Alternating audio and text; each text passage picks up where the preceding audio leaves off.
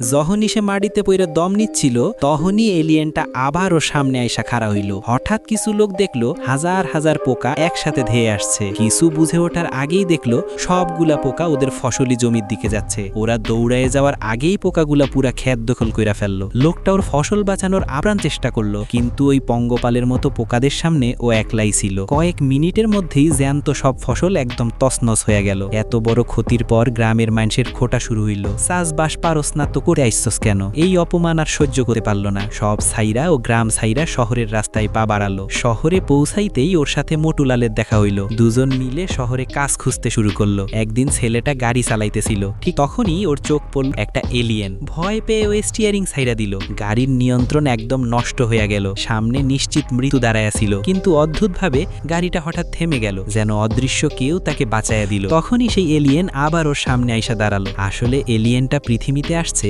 Spark stone খুঁজতে। বহু বছর আগে কিছু সায়েন্টিস্ট ওই স্পার্ক স্টোন পাইছিল, আর সেই কারণেই সে এখন এখানে। নেক্সট পার্টের জন্য কমেন্ট করো।